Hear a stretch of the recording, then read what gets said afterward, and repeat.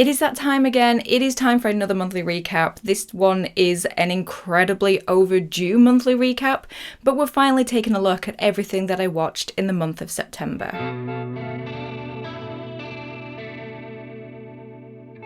Hi guys, I hope you're all doing really well. My name is Sarah and welcome to What the Horror, the channel where we talk about horror movies old and new. So, like I said, it is time for another monthly recap. My September recap is incredibly late because it is the spooky season and I have just been focusing on getting out my other content, but we're here, we're looking back, we're recapping. If you haven't seen one of these episodes before, basically what I do is just go back over everything that I watched in the previous month. I start off with the new releases for this year, and then I get into all the other films, which are a mixture of first-time watches for me and rewatches. So the first film that I watched, which is a new release from this year, was Trap, the new film by M. Night Shyamalan, starring Josh Hartnett. And I had a good time with this one. I think it's wonderful to see Josh Hartnett back in horror again. I did really like this film. I think that going into it, when you go into an M. Night Shyamalan film, you kind of expect that twist. You're waiting for the reveal. You're waiting for the, okay. But for me, the most fun part of this film was not the twist at the end. It was not the third act. It was the first two acts. Because I just thought that Josh Hartnett's portrayal as the main character, is he called Cooper, was just wonderful. Even in his cheesy, over-the-top hammy moments, it was such an incredible performance, him juggling this darker side with the more jovial side, but then also his relationship, the chemistry between him and his daughter is so sweet and wonderful. I also really loved the setting of the concert. I thought that it was a great use of space because you have the concert hall itself with the use of the lighting and the sound, but then you also have things like backstage, corridors, understages. It's just a really interesting visual as well. I also liked the cat and mouse game between Cooper and the authorities, between the police and the FBI. I think that that worked really well as he uses the concert area to gain an upper hand, to gain information, and it kind of goes back and forth between who's got the upper hand. Once you get to the third act, it lost a little something for me. The reveal, I don't think I saw coming. I thought a particular character was involved, but maybe involved in the opposite way to the way they were. I don't want to spoil anything, that's why I'm kind of talking codedly, but I thought that person that the reveal surrounds was involved, but just not like that. I did like the ending though. I did like the very end scene. Very reminiscent of Alfred Hitchcock's Psycho. The last scene in that, I liked that. So I gave Trap 3.5 stars out of 5 and a heart. I loved it. I had a really good time. I think this is one that I would revisit for a comfort watch. Okay, then I watched Beetlejuice. Now, this one is one that I was kind of 50-50 about in terms of looking forward to. I do love the original Beetlejuice, but I'm not mad on it like a lot of people are. So I was excited for it, but it wasn't one of my most anticipated films. I went in, had a good time with it, came out not really sure how I felt about it. I really was on the fence of, did I like that or did I not? But then over the next few days, I just kept thinking back to it. And the things that had stuck with me and made me wonder if I had enjoyed it. For example, how strange and how puerile it gets at some points. I ended up really appreciating those moments and liking it more because of it. Because I think sometimes films can maybe take themselves too seriously, and so they should, but it's good and refreshing to see a film that was a little more silly, a little more slapstick, and I ended up really appreciating those ridiculous puerile moments. The one I'm thinking of most in particular is the one where Beetlejuice is pretending to be a relationship counselor and he's talking to Winona Ryder's character and her boyfriend, and then it's the whole, okay, I'll go first, and like he spills his guts, and then there's a baby Beetlejuice that is flatulating and gets kicked across the room, and honestly I just thought, what am I watching? But that's what I ended up coming to love and appreciate much more. The standout for me was Catherine O'Hara. Every scene that she was in was a joy. She was so funny and so it was definitely the same character, but she's grown and developed. There was a little bit more she felt a bit more human and a little bit more foolish and fallible, and just an absolute standout for me. Michael Keaton, let's just say it, still kicking at 73. And why shouldn't he be? I mean, I'm not... Why shouldn't he still be kicking at 73? It feels seamless in terms of his performance. In terms of the portrayal of the character, it is obviously different because times have changed. The Beetlejuice we had in the 80s was an absolute massive perv. And the things that he was doing then, you just couldn't do in a film now. You know, trying to marry a teenage girl, looking at women's skirts, it's just not something you can do. So his portrayal has moved seamlessly, but the way the character has been written has had to be changed for the modern day. The perv side of him has been removed, and he actually becomes more of an anti-hero in this. There are a few moments where he has his hero moment, or an enjoyable moment where you're like, yeah, Beetlejuice kicks ass. So I appreciated that, in that this still felt part of that world, but it has evolved for the modern day. So Monica Bellucci and Willem Dafoe in this was so good. I think that Monica Bellucci's character could probably have been omitted from the film. There were one too many stories going on, one too many plot lines, and I think hers could have been omitted. But I'm glad she was included. She has some pretty iconic moments, scenes, presence. Willem Dafoe's character was so funny. One of my favourite bits was how he always had this secretary, this assistant on hand to just bring him a little cup of coffee. Even at the end, when everything's wrapped up, she suddenly appears when she wasn't there before with this cup of coffee. So really good inclusions. But yeah, it just so many strengths, but one too many subplots going on. And it was fine. It was a fun time. Okay, then I watched Don't Turn Out the Lights. This is a new film. It is, I believe, is it written and directed? Yeah, Andy Fickman. So this is his first foray into horror. It's called Don't Turn the Lights, but in some versions it's called Blue Light because it's about this bunch of teens who are going to this festival called Blue Light.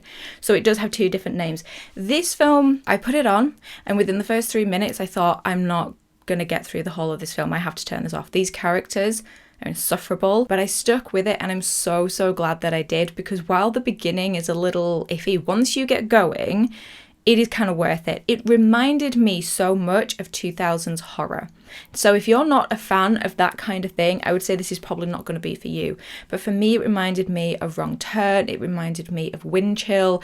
What else did it remind me of? But just that era where you have people who are inexplicably a group of friends that are just so mean to each other all the time, and just the visuals of it and the setting of it. There was some good creepy moments. Most of it is set within this campervan, motorhome, RV, whatever you call it. So you could, to an extent, call it a one location film. I think when the horror and the scares get going, some of them are actually genuinely pretty good, because it feels quite isolating being in this one place with the darkness around them, because they break down in the woods. But yeah, it just, it's not gonna, I don't know, it's not the best one I've seen all year, but honestly I would still recommend it because I had a reasonable good time with it. Like my review says, it's not good, but it's a good time. It's a good effort for a first entry into the horror. I would say it's fair enough. I gave it 2 stars, but I had fun. Okay, then I watched Double Blind, which is a new Irish horror. This one, not many people seem to know about it, but I think what attracted me to it was the cover. I saw the poster and thought, I've seen that before, but I've not watched it yet. I'll check it out. It's apparently a rip on another film's poster. I'm not sure which one though. But yeah, this is a new Irish horror. It follows our lead character, who is in an underground bunker on a medical, what do you call them, where you can volunteer for a medical program, so you can have drugs tested on you and things like that, or they might check how you're sleeping or whatever it is. So this one is definitely a one location one. It is within the bunker. The setting is quite interesting because of the hues of the light. It's all quite dark with hints of blues and greys and whites. So visually it's interesting. It is a slow burn, and there are some parts that do feel like it drags a little bit. But when it gets to the final act, when it gets to the third act, it gets a lot better. Oh yeah, and I've put the message the whole message of the film is that pharmaceutical companies are bad. You know, the point is they get in there and then it's like everything is not exactly as it seems to be.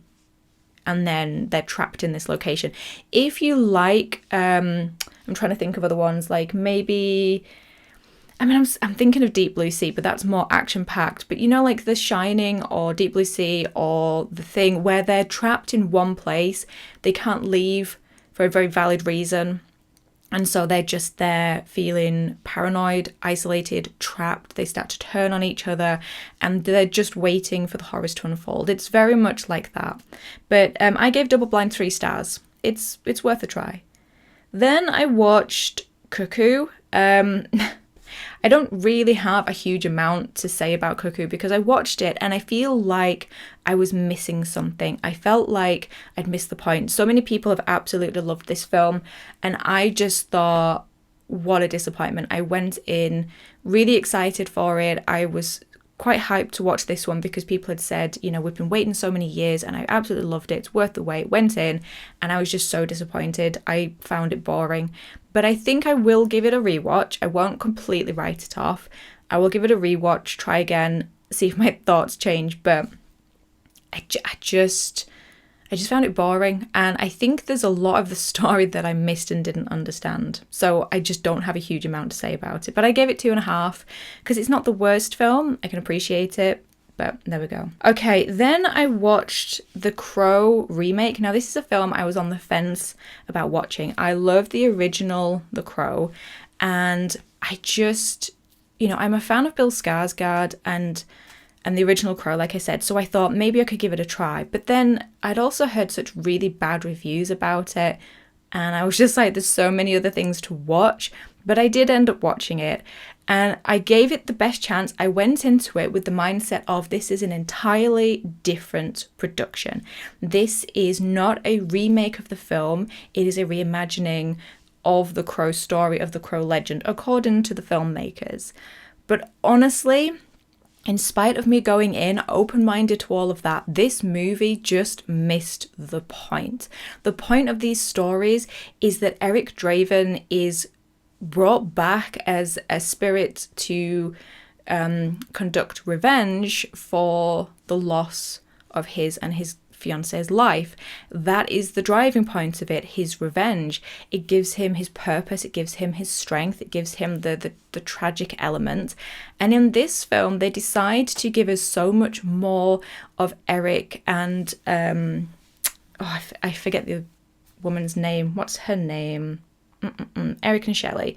So it gives us more of Eric and Shelley's love story, but then I think what's the point in giving us more of their love story to try and make us care about them if the second part of the story where Eric conducts his revenge rampage, if that isn't going to live up to expectations, if you're not going to deliver on that, if you're not going to deliver on the performance or portrayal of Eric as a character. Because Bill Skarsgård is an incredibly talented actor and all of his, you know, strengths are here. He's vulnerable and endearing. He has his little funny moments. He's kick-ass, an action hero.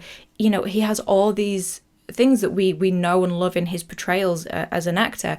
But in terms of as Eric, it just, to me, misses everything. The choice they've gone down with this character and how he reacts after his death, how he reacts with being brought back as the Crow, as this act of vengeance, it's just silly to me. I can't really explain it because I don't want to explain it all in case it's a spoiler. But basically, when he's brought back, there is somebody there who can explain to him everything that's going on. And Eric keeps having these interactions with him and, you know, he's terrified of what is going on. He doesn't want to do the things that he's expected to do. And it just kind of makes you feel like this isn't the great love story of Eric and Shelley that we have come to know, and he's driven by this revenge. He feels like he's been forced into the situation that he's not comfortable with. So, I don't know, I didn't love it. Although I did have some positives. I did say that the opera scene was chef's kiss. That was incredible. They use Boudica or Boadicea by Enya as a song over the top. And then he enters this beautiful operatic house And there's this incredibly bloody but well choreographed fight scene. It is one of the highlights of the film for me by far. But yeah, I gave it 2 stars. I watched it and I don't regret that I did. I did give it a try. I was open-minded to it. But to me, it just, in spite of it being advertised as a completely different entity and a different portrayal of the original source material to the original film, it still just missed the point of the story, in my opinion. Okay, next I watched Apartment 7A. This is the very, very, very, very, very late sequel to Rosemary's Baby. So this one is on streaming. I don't think this got a theatrical release. This one was released on streaming. Was it on Paramount? I want to say, I'm not sure. But this acts... Oh, it's not a sequel, is it? I beg your pardon. It is a prequel, kind of, to Rosemary's Baby. So it's basically the story of one of the characters from that film. It is Terry. It follows her story and how she ended up at the building, the apartment building, and then it ends with her ending that is in Rosemary's Baby. But there is a moment where the 2 films are running together, parallel. I haven't seen Rosemary's Baby, so I just want to put that out there, that my review of this film is based on the fact I haven't seen the original. But I really liked Apartment 7A. I thought this was wonderful. I am a sucker for a period horror movie, so I instantly loved that. I instantly loved the setting of the apartment building. It's beautiful. I mean, is it Art Deco or... It's not Art Nouveau, is it? But the style of it and just the architecture and the structure of the building is absolutely stunning. The costume design, the prop design, everything is absolutely stunning. I love the inclusion of her being an actor in the theatre. So you have this whole, you think about theatrical productions and costumes and hiding identities and people pretending to be something they're not. That is a theme that then carries on into Terry's life, into the apartment building. There is this dream sequence where something is happening to her, but it is played out as a theatrical production.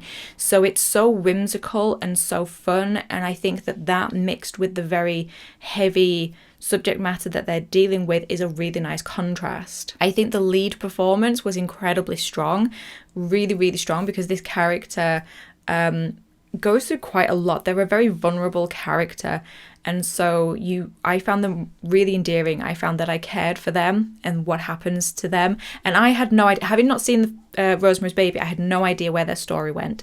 So I was really invested in, well, what is going to happen to this person? I hope they're okay. And also the occultism, the Satanism, all the imagery to do with that, I thought was really intriguing, was really wonderful. They maybe could have explored it a little more, but I'm imagining they perhaps do in Rosemary's Baby, and so they don't want to rehash things in this one.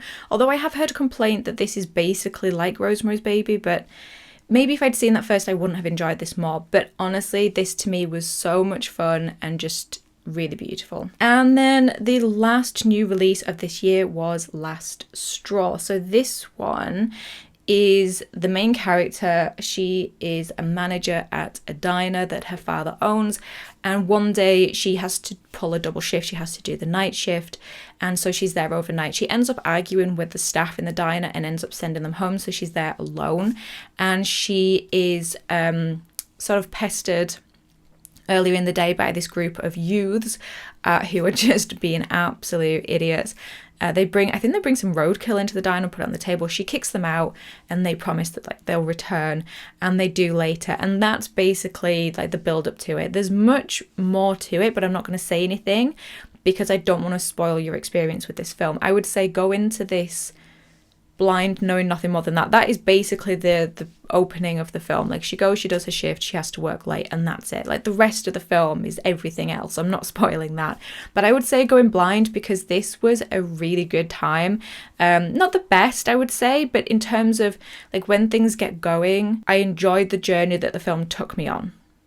And it really goes places in the end. It ends up being quite violent and quite bloody. I wasn't expecting that, but yeah. The ride it takes you on, I would say, is definitely worth a watch. 3.5 stars for me. Okay, so then moving on to films that are not new releases this year. The first one I watched was The Dark Knight Rises. Now, some of you who watched my August recap may be thinking, wait, you've literally just watched this last month. I watched it again because at the back end of August, I went to the stately home that they used as Wayne Manor in this film. And so after having been there, I wanted to rewatch this film just to see it in the film. It's a 5 out of 5 star for me. It's 5 out of 5 stars and a heart. I love that film so much. Then I rewatched Insidious: The Last Key. This is the 4th in the Insidious franchise. I watched this to do a Patreon commentary track for my Patreons. This one I gave 3.5 stars and a heart because honestly, if you've been around for a while, you know that I love the Insidious films, and you'll also know that I love the 3rd and the 4th film. The 3rd one is my favourite in the franchise, and I genuinely love the 4th one because my favourite characters in the film are Elise and Specs and Tucker, and so the fact that we have more time with them is wonderful, and Lynn Shay's portrayal as Elise in this film is remarkable. So I love that one. Then I watched Burnt Offerings from 1976. This one is a film that I watched for my Hidden Gems episode that I have released this month. And it's one that I'm surprised I'd not heard of before because it is a clear influence on films like The Shining, like Amityville Horror. There are definite nods to this film in the later ones. It also has an incredible cast. I mean, you have Oliver Reed, Karen Black, Bette Davis. It's a slow burn haunted house film, but it is worth checking out. Then I also rewatched the original Beetlejuice before I went to see Beetlejuice. This one is one that I enjoy. I first saw it when I was young, I think at a friend's house, and I just remember thinking it was really silly. It was a fun time. I love Gina Davis. She's one of my favourite actors. I absolutely loved this. So yeah, it was just worth a check out. 3.5 stars and a heart for me. I'm not going to say too much on it because you guys know Beetlejuice.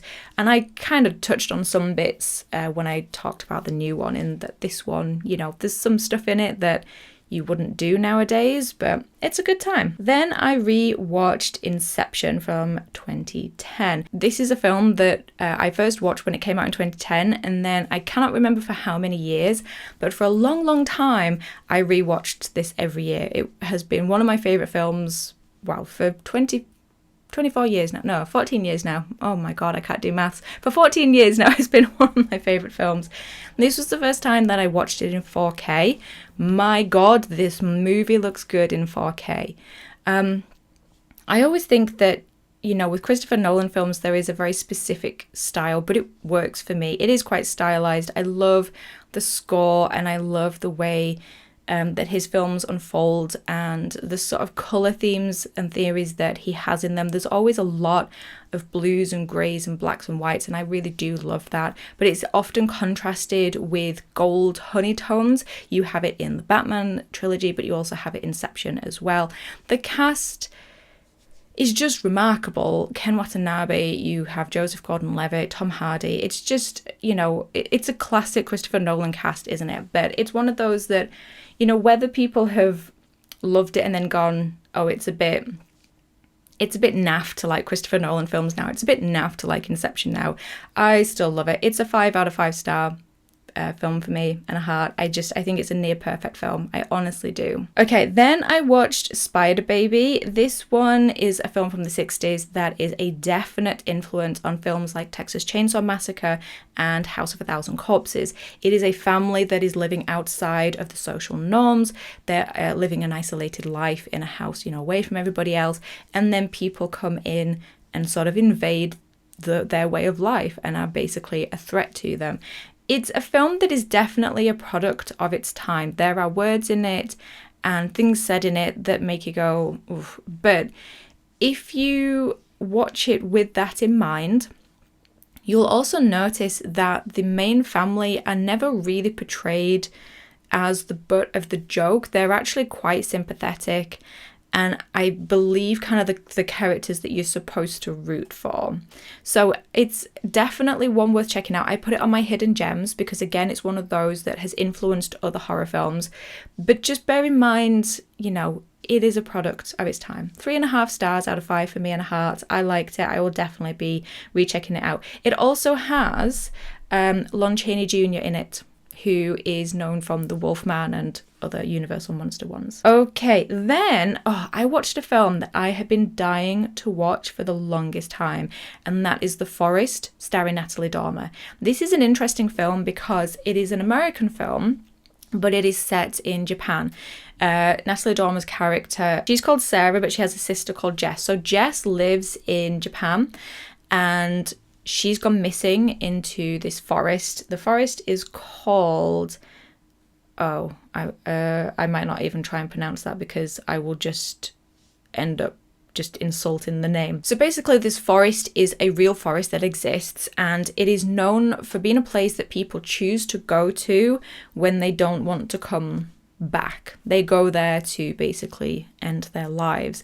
It is a vast spread of land that is easy to get lost in, and so there are lots of myths and legends and lore surrounding it, but the fact that people do go in there and don't come back out is a known thing.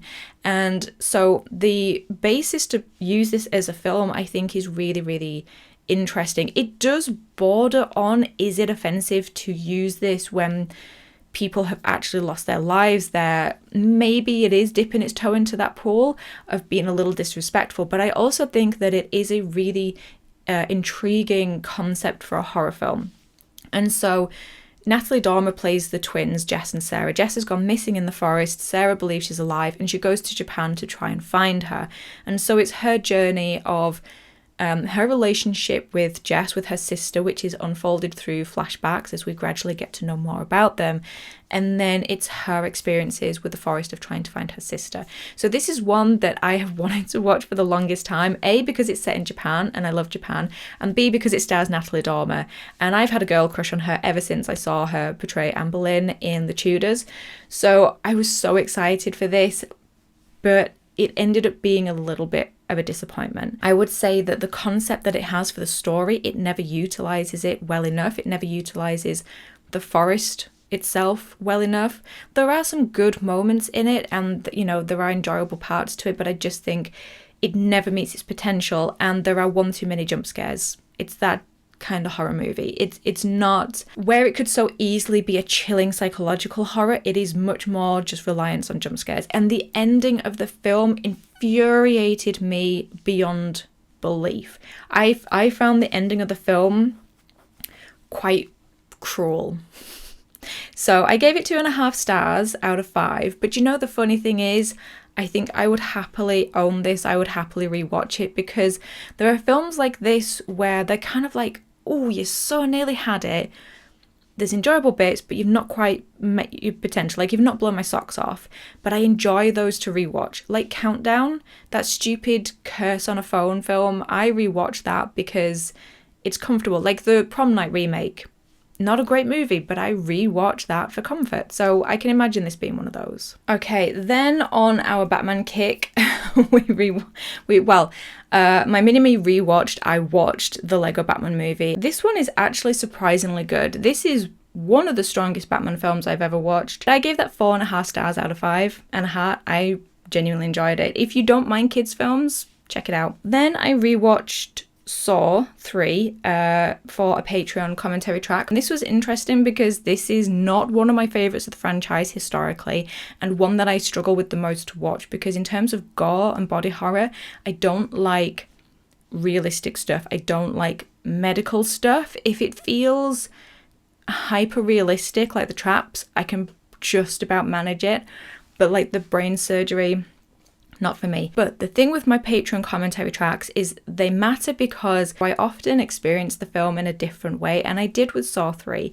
This is one that I still don't love. It's still not one of my favourites, but I do feel like the writing of Amanda's character is absolutely incredible, and how this character is portrayed, the inner battle that they're experiencing, and how that influences her relationship with John Kramer, how it influences her relationship with the victims and the traps. It is so well done. It is really, really good.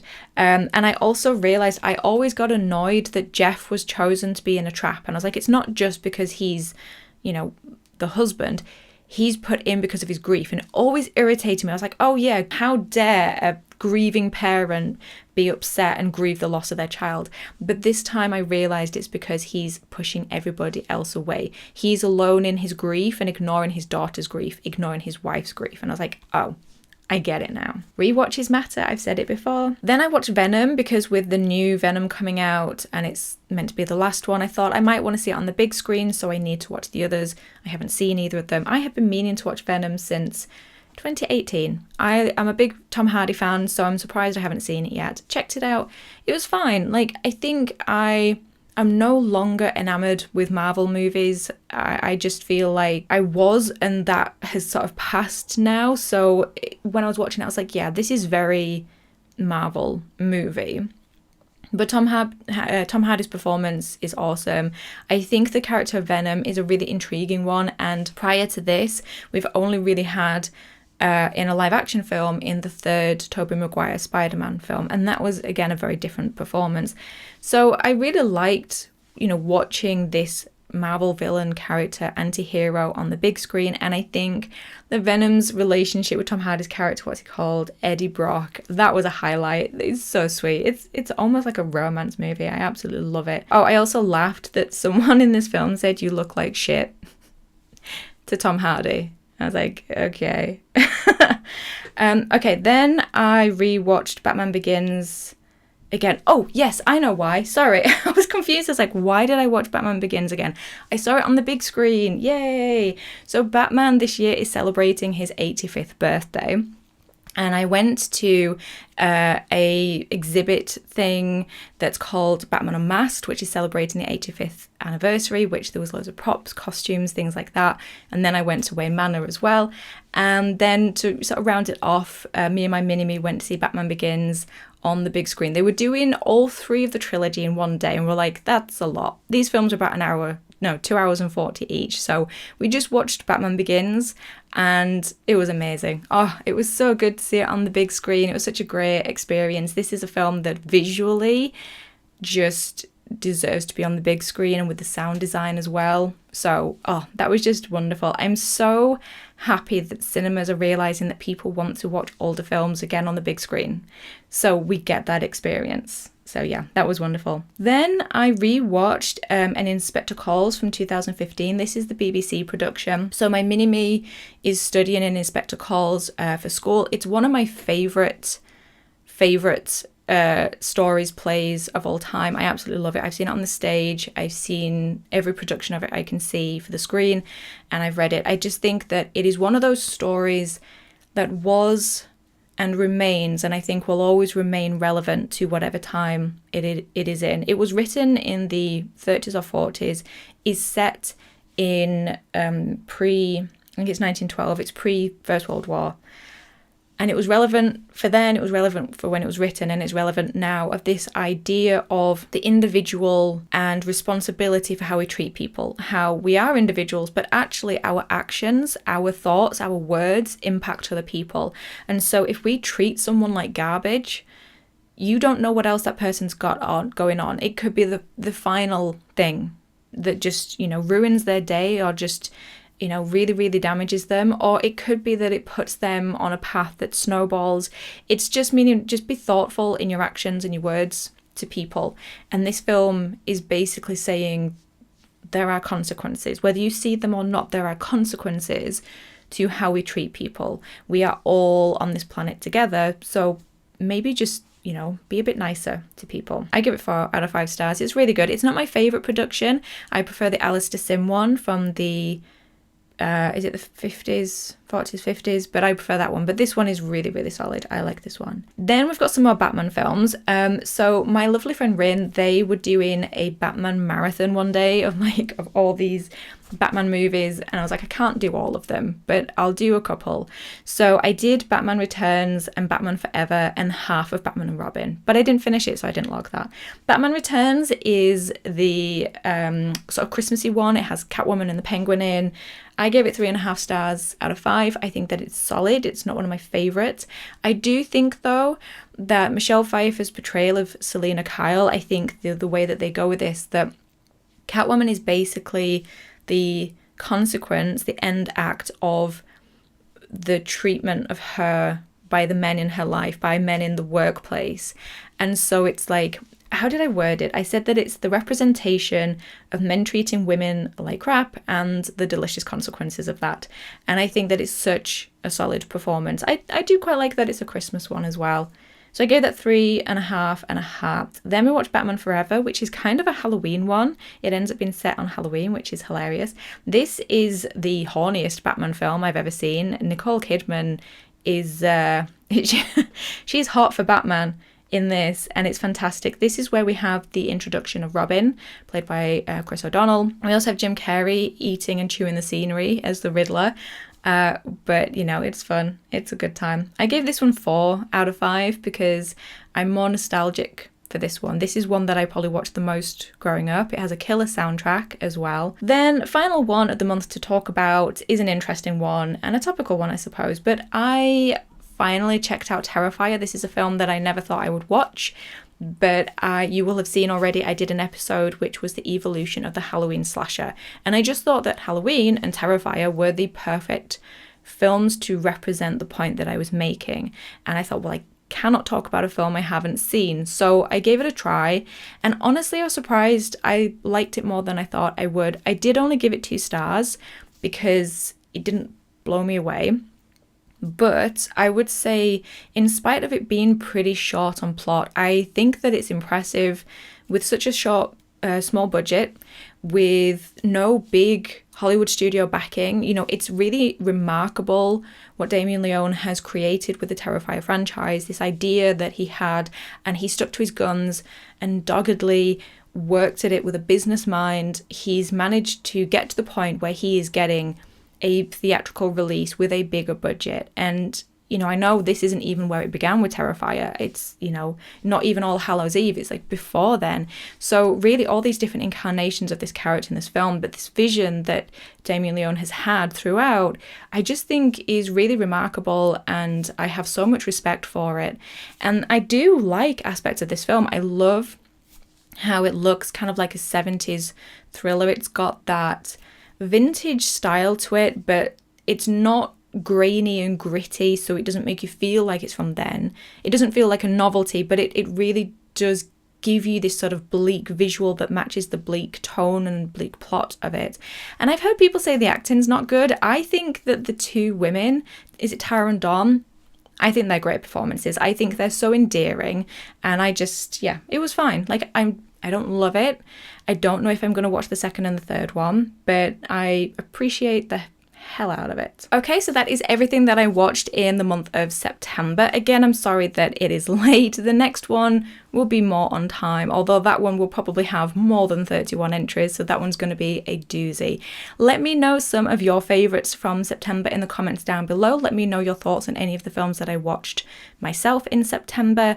And if you're new here and found me through this episode, then please do give it a thumbs up, as it helps the channel. And don't forget to click that subscribe button, as there is a lot of extra spooky content coming out this month, as it is the season. And if you would like to join this list of names here and get extra content on top of everything else that you get on this channel, there is a link to my Patreon page in the description box below. But in the meantime, thank you as always for stopping by. I really do appreciate it. Take care of yourselves, and I will talk to you in the next one. Bye.